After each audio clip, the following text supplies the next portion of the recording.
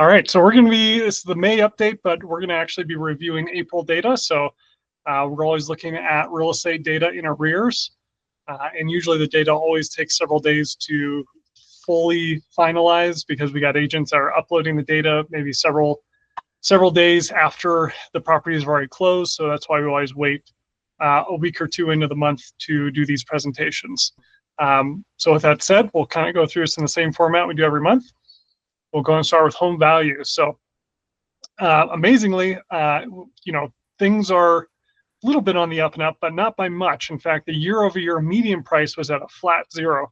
It was an exact $476,000. And my wife puts this data together, and she kept on calling me. She's like, "I think there's something wrong with the numbers. Like it's coming back at 0%. That doesn't seem right." I was like, anyway, so I ended up having to do a deep dive on it to try and figure out if she was wrong.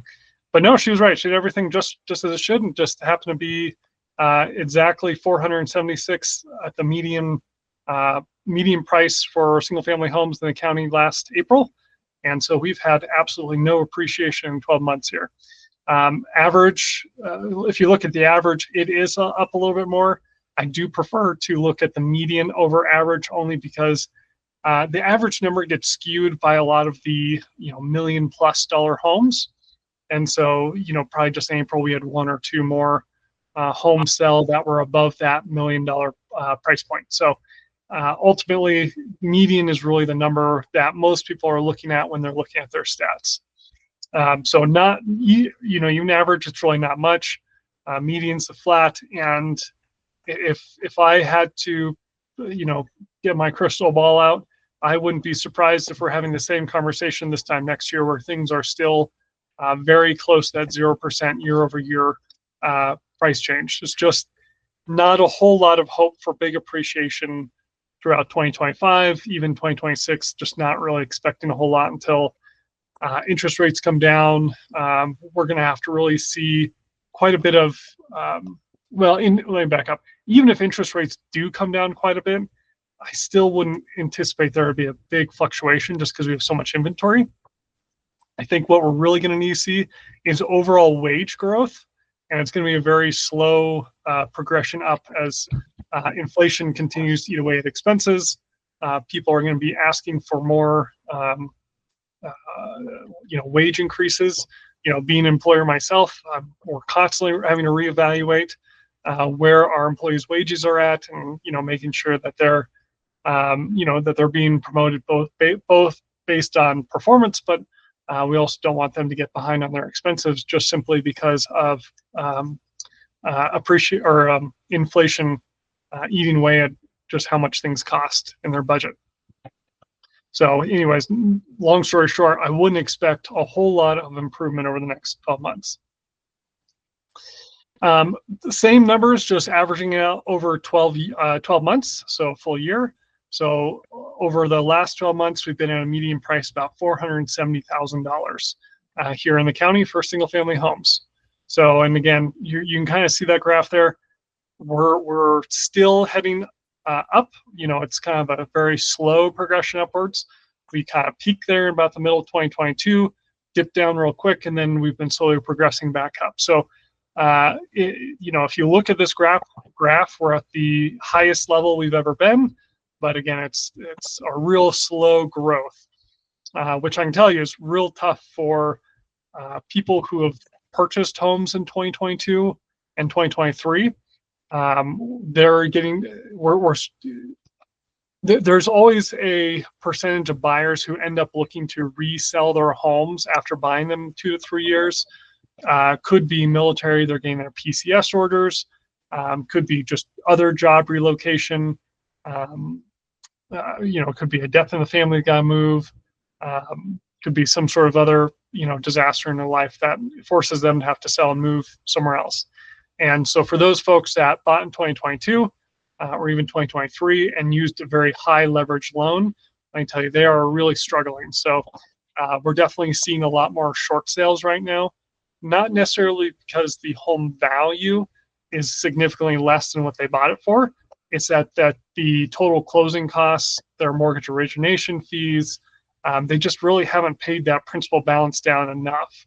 And so they're they're having to do a short sale just to get out from under their property.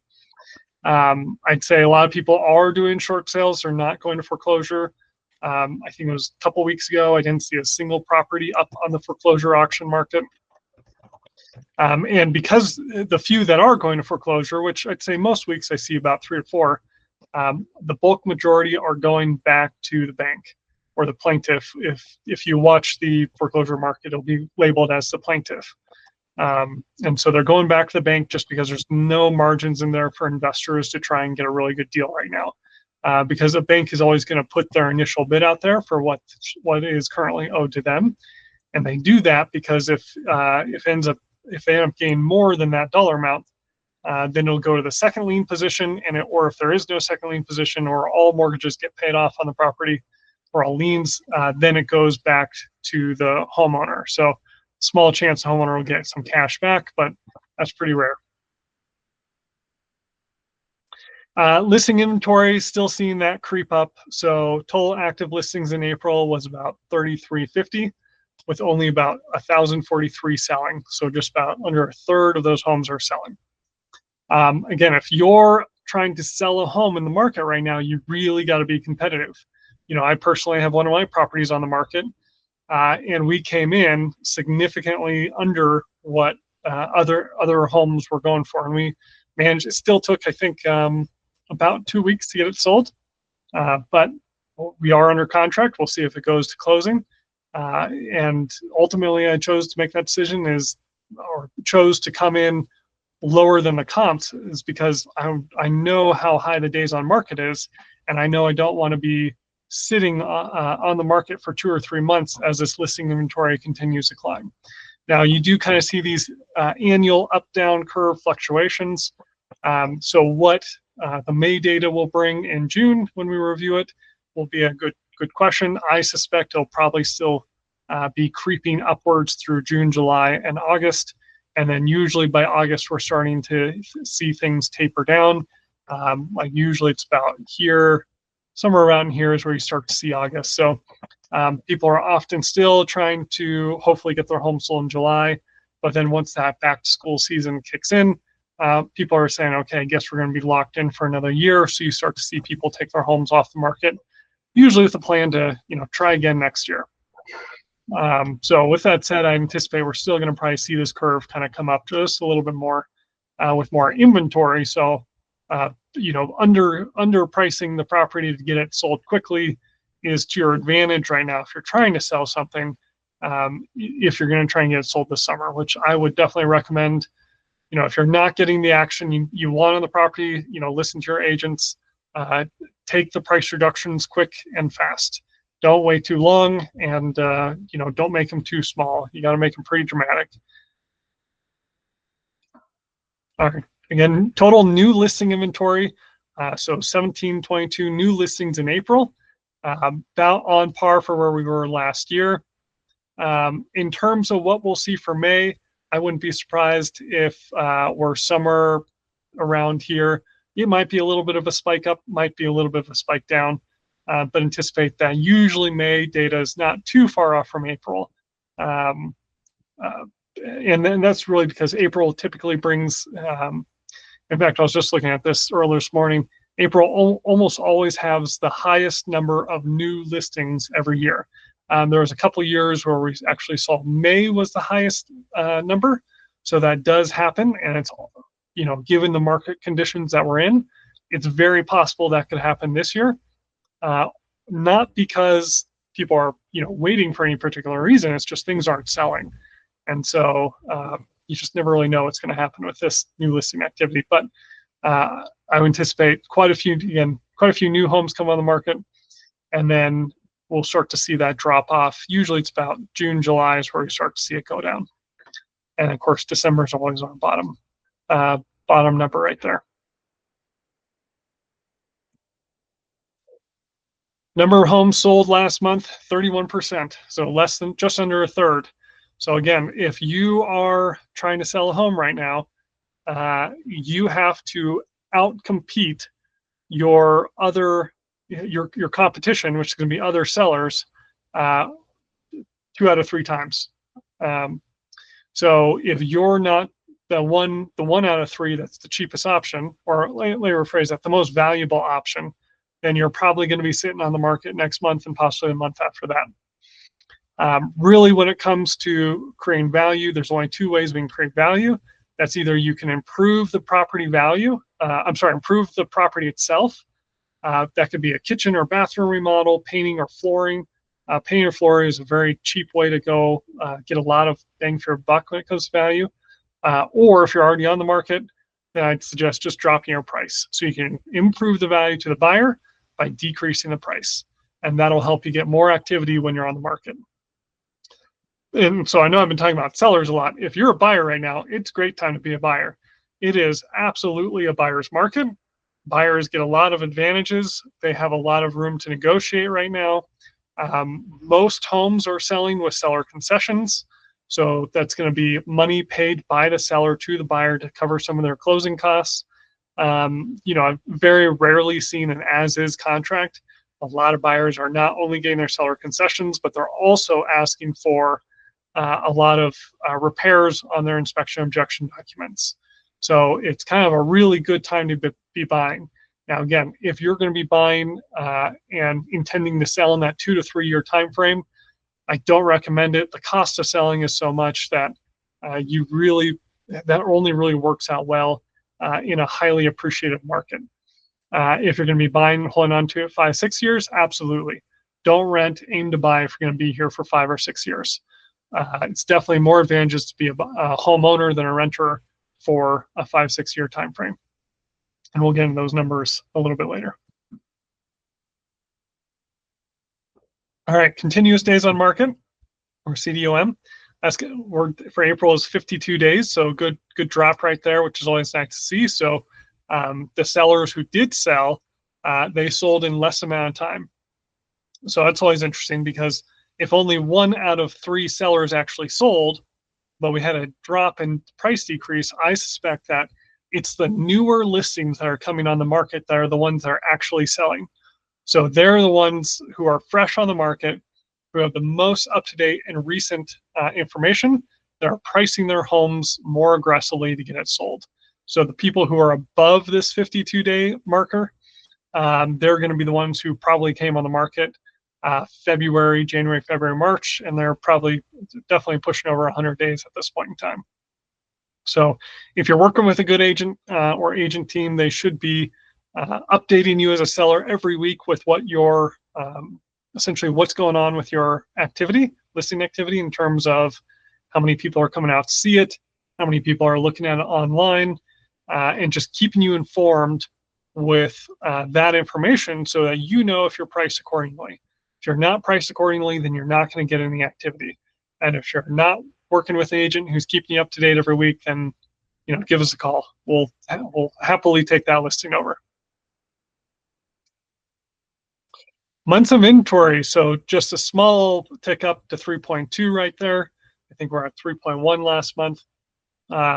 Again, definitely a buyer's market. So what month of inventory means is that with the number of homes that sold last month, with the current total number of listings, we would sell every available listing in 3.2 months.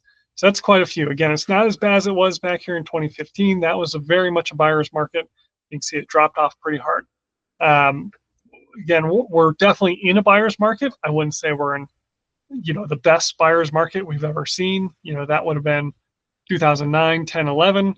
The tricky part, of course, back then was financing was extremely tough. Financing is more available now today than it was back after the 2008 crash. However, your total interest rate is more than what it was back then. And so you just got to keep that in mind. That means your monthly holding costs are also going to be a little bit more.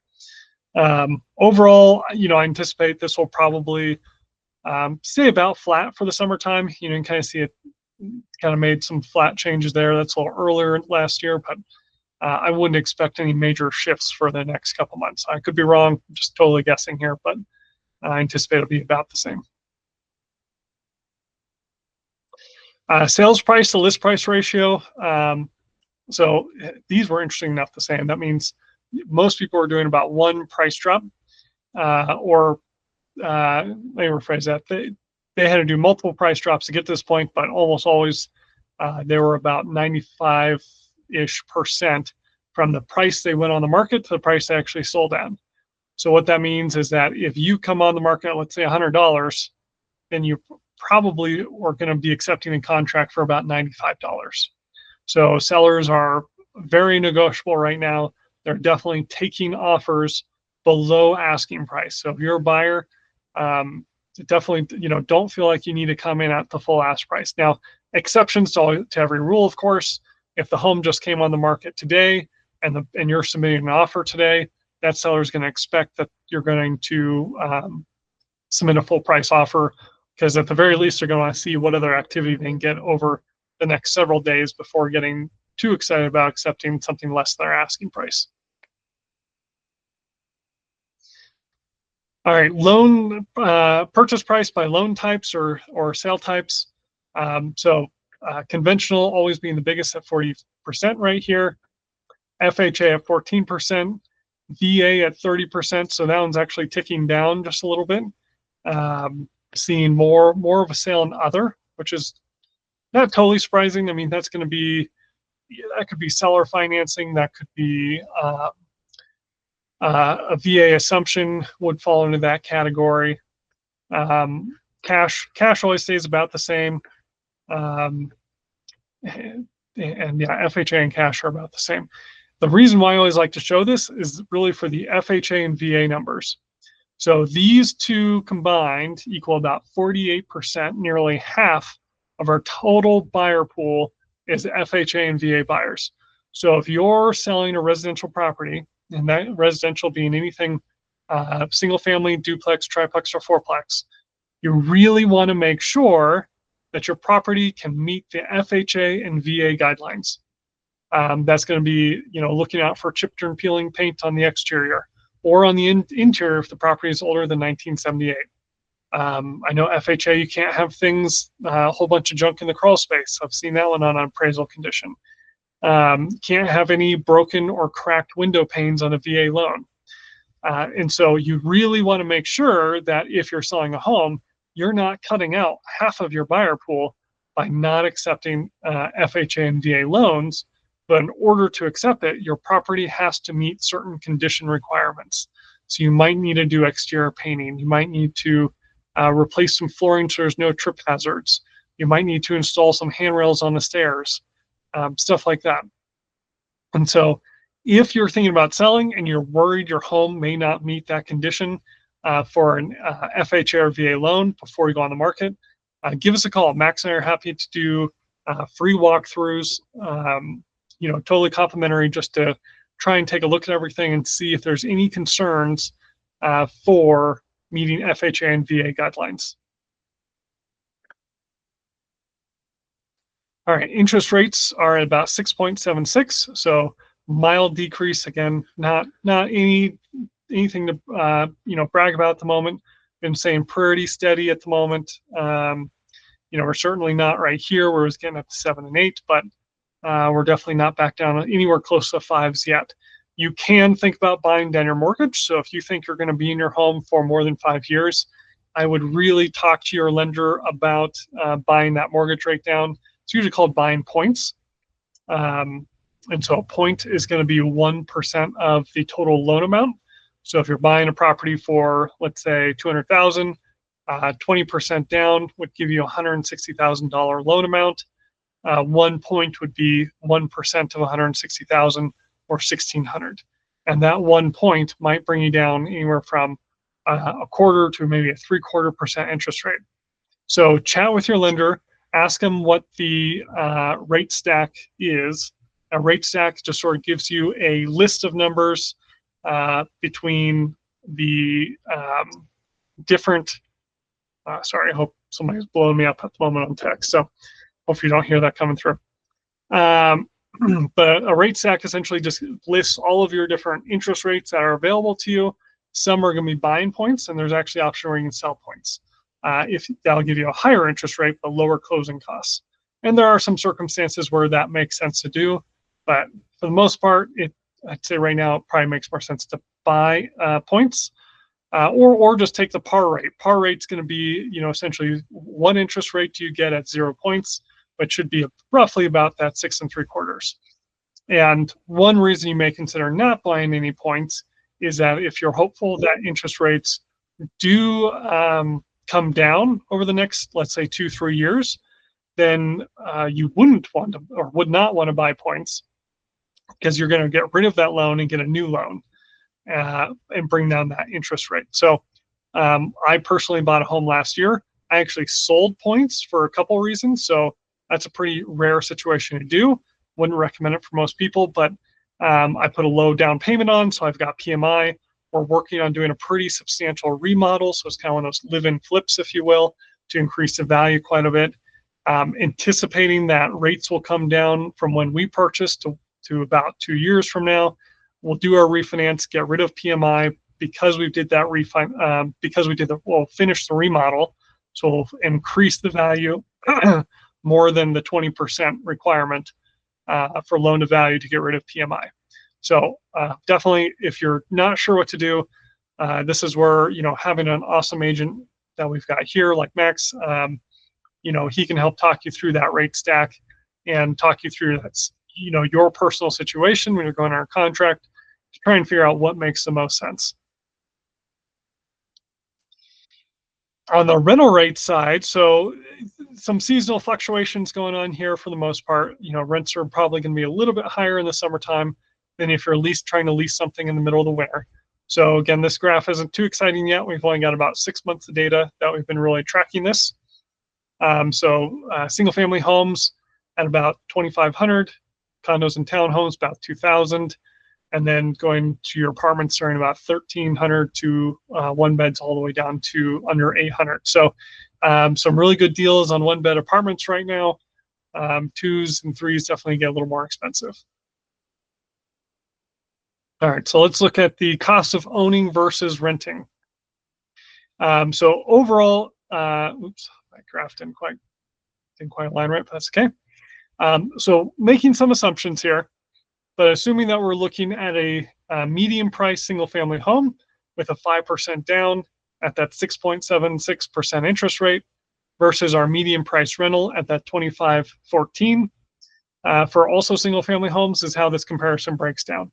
So we're looking at over an 8-year period. So over 8 years, you're going to have about $350,000 in mortgage payments. Your all-in cost is going to be about $418,000, and that all-in cost, you really try to consider everything, including increases in taxes and insurance. We included numbers for just regular general maintenance. You might have to replace a furnace in that amount of time, or a kitchen appliance might go out. So we really try to take a really fair approach when looking at the numbers. Using historical data, we figured the total appreciation based on these numbers would be about $190,000. Your principal pay down should be about $64,000. So that means you'll have an equity gain of about $255,000. So I specifically call it out as an equity gain because it's not cash in your bank account, but it could be attributed to your net worth, which, if you're in the camp where you use your single family as part of your net worth calculation, which I think you should personally, then that is a $255,000 gain in net worth. So total cost of ownership, about $418,000. Your net cost of ownership, so that's going to be your total cost minus your total cost less your equity gains, is about $163,000. The other part of this equation that we can't calculate for you because it all depends on your tax bracket would be your tax write-offs. So you've got about $218,000 in tax write-offs. So that does not mean that you actually get to write off that amount. You get to write off a percentage of that amount, which again, every little bit counts. So it's definitely worth taking that into consideration. On the renting side, so again, about $2,500 a month in rent over 8 years is about $268,000. So that's going to be your total out-of-pocket cost, because most of the maintenance is going to be on the onus of the property owner. But between those two numbers, you're at a net loss of $104,000, and you have no tax write-offs. So even in 8 years, it is way more advantageous to own a home versus renting a home. Now, again, if you're going to be moving every 2 to 3 years, definitely rent. There are reasons to rent, and there are advantages to rent. Certainly, if you're somebody who's maybe older, you're not, you're thinking, I'm not even going to be around in 8 years. Then, and you don't want to deal with all the maintenance. Sometimes apartments can be a great option. They don't have any yard maintenance to worry about. It's going to be a much lower cost, and you can ride out your glory or golden years at that point in time. At the very bottom, we do a 30-year break-even analysis. So the question would be, what does the rental rate need to be to break even on total cost over 30 years? And that means your single-family home would have to be under $1,400. I can tell you right now that there are no medium-priced homes right now renting for $1,400. They're all going to be in that $2,000 to $2,500 range. So even to get into a $1,400 rent, single-family home rental, you're going to be, renting something the size of a studio or efficiency type condo, essentially, and not a condo, because condos would rent for less. So something that's probably less than 1,000 square feet, maybe 1 bedroom, and probably pretty old. So we use the 30-year break-even analysis because your standard home buyer is going to have a 30-year mortgage on their property. So the other really big disadvantage here is you don't own a home after 30 years. Whereas if you had purchased a home, you now own the home, your annual cost drops off significantly because you no longer have a principal and interest payment. So if you're going to be in a home for a while, definitely recommend buying a home if it makes sense and if you're able to. All right, so try and keep this in the half-hour lunch break that most people get. I think we just barely met that. Any general questions at the moment? Thoughts or comments?